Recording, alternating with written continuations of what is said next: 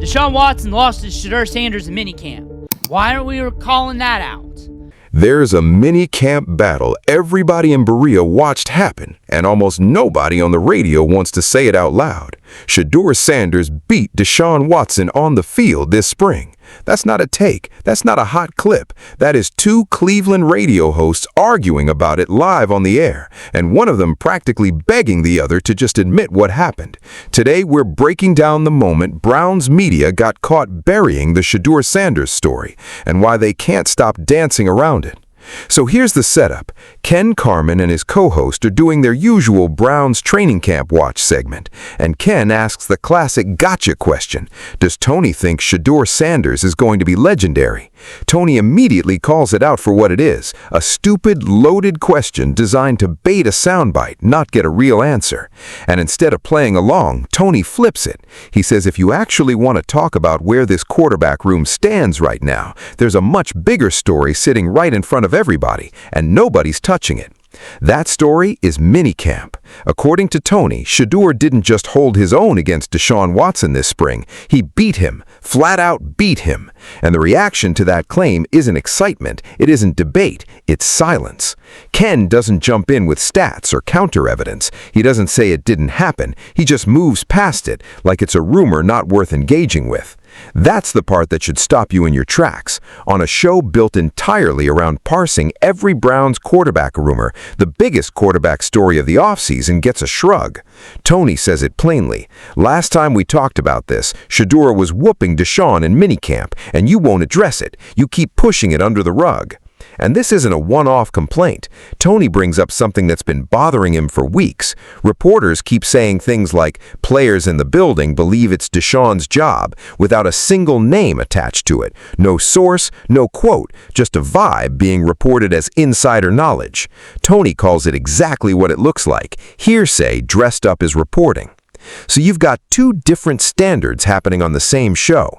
When it's a vague, unnamed rumor that favors Deshaun Watson keeping the job, it gets repeated like fact. When it's a specific, on-record minicamp result that favors Shedeur Sanders, it gets treated like it never happened. That's not balanced coverage. That's a thumb on the scale. And Tony is the one calling it out in real time, live to his own co-host. Stick with us because it gets more uncomfortable from here, because Tony doesn't let this go. He starts asking the question everybody's been avoiding. Who exactly are these anonymous sources, and why do they only ever seem to protect one guy's job? People that say, wow, I've talked to Browns players, they all seem to think it's Deshaun Watson's job, behind the scenes, the rumors. I haven't talked to anybody that said that. No, we haven't. Okay. But people tell us all the time, oh, no, Right. I haven't talked to anybody that said that. I ain't part of this. I ain't a part of all this, Tony. I ain't a part of this. I ain't part of this tangent you're going. You keep going, but I ain't a part of this. And then you reshuffle your deck saying, oh, other people's been saying this. We cover every damn clip. We ain't hearing this. Last we left was Shedeur whooping Deshaun in minicamp, and you won't address it. You won't make it part of your segments. You push it under the rug. Why? Why is that always pushed under the rug? How come when Tony gets to talk like this, how come that does not get brought up as a rebuttal? Well, Shedeur beat Deshaun in minicamp. That was reported on another show of your same channel yesterday. This is where the segment turns from a disagreement into something closer to an on-air confession. Tony asks Ken directly, who's they? Who were these people supposedly saying it's Deshaun Watson's job behind the scenes?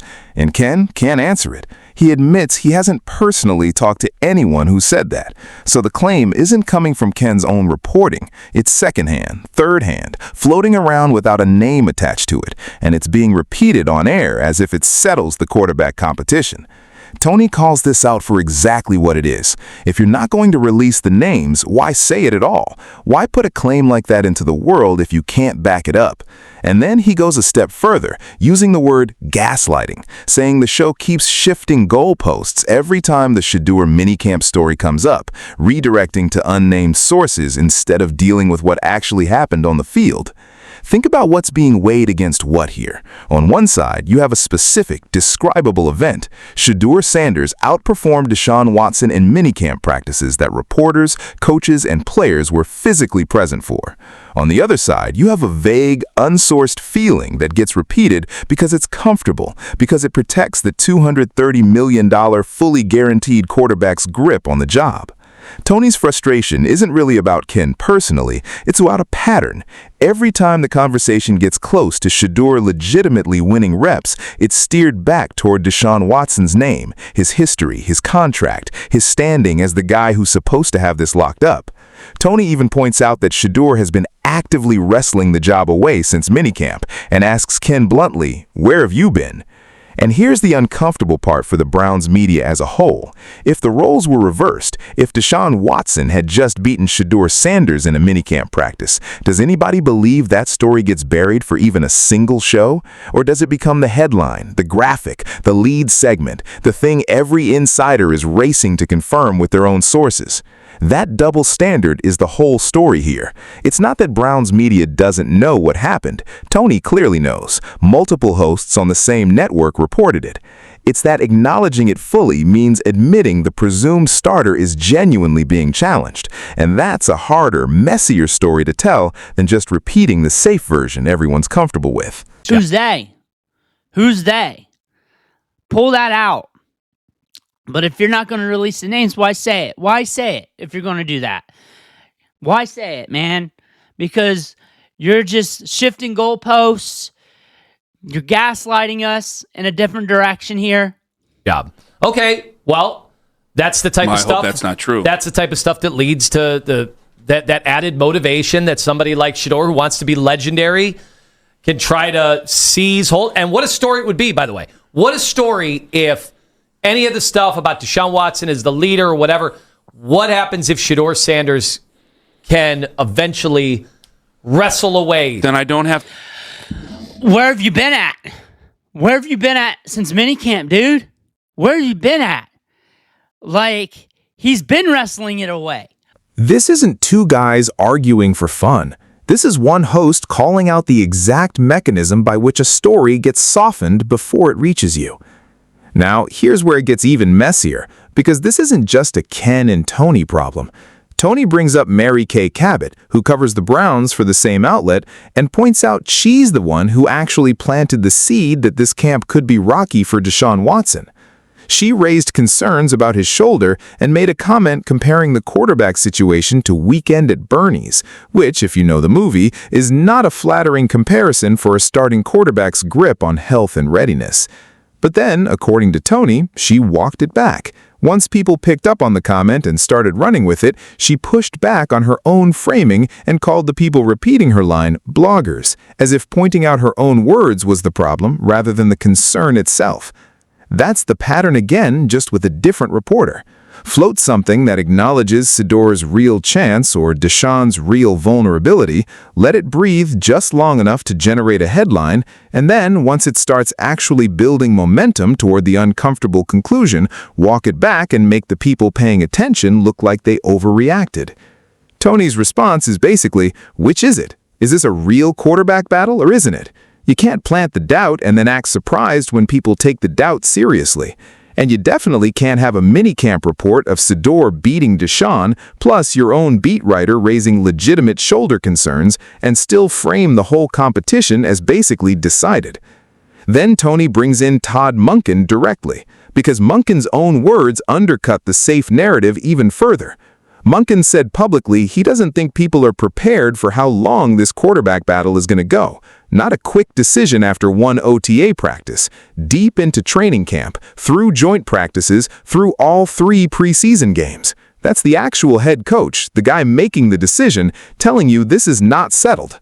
So you've got the coach saying it's genuinely open, you've got a beat writer floating real concerns about Watson's health and conditioning, you've got an on-record minicamp result favoring Shedeur, and you've still got a show that treats it's probably still Deshaun's job as the default assumption. That gap between what the people closest to the building are actually saying and what gets repeated as the safe take on air is exactly what Tony's been hammering for this entire segment. Through the whole training camp. because that's been a question. Mary Kay brought up the question. We all knew it underneath, but Mary Kay brought up that question with the shoulder. And we don't know what she really means because that's how bad she is. Mary Kay brought it up last week. Like, this is going to be weekend at Bernie's with Deshaun Watson, then pedaled it back and tried to make fun of everybody and call them bloggers for mentioning that she said it. And then we're all wondering, like, is this worse than what it is? We're seeing the workout clips, but they're not really that extensive. There's a lot to go on here with training camp. The head coach himself said this competition isn't close to decided. So why does the coverage keep acting like it already is? Here's the moment that actually breaks the segment wide open, because Tony stops hinting and just says it plainly. Deshaun Watson lost to Shedeur Sanders in minicamp. No one wants to say that. Nobody on these airways wants to say that. And then he adds the line that's really the whole point of this entire debate. It might be different once the pads come on in training camp, but it did happen, and right now it's part of the puzzle heading into camp. That's not Tony inventing a storyline. That's Tony describing something that was already reported on the same media company's own coverage by their own night crew the day before this segment aired. So this isn't some fringe rumor Tony cooked up to stir conversation. It's a confirmed on-air report from the same outlet being treated like it barely happened days later on a different show from the same company. Think about how that actually looks from the outside. One arm of Browns media reports Shedeur got hot and Deshaun didn't in minicamp. A different show from that same company then spends a segment tiptoeing around it, leaning on vague, unnamed sources instead, walking back a colleague's own health concerns about Watson, and generally acting like the presumed starter's job is safer than the coach himself is even willing to say. Tony's read on why this keeps happening isn't complicated. It's easier to keep repeating the safe, expected story. Deshaun Watson is the guaranteed money quarterback, so he's probably still the guy, than it is to sit with the more uncomfortable and honestly more interesting truth. That truth is a $230 million fully guaranteed quarterback is being legitimately pushed by a rookie taken in the 5th round, and the 5th rounder has already won a real practice period against him. That's the story that should be leading every Browns segment right now. Not because it's guaranteed to hold up once the pads come on. Tony is honest about that part too.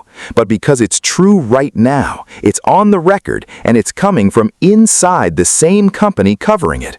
Burying that under hearsay about anonymous locker room whispers isn't neutral coverage. It's protecting the comfortable version of the story instead of the real one.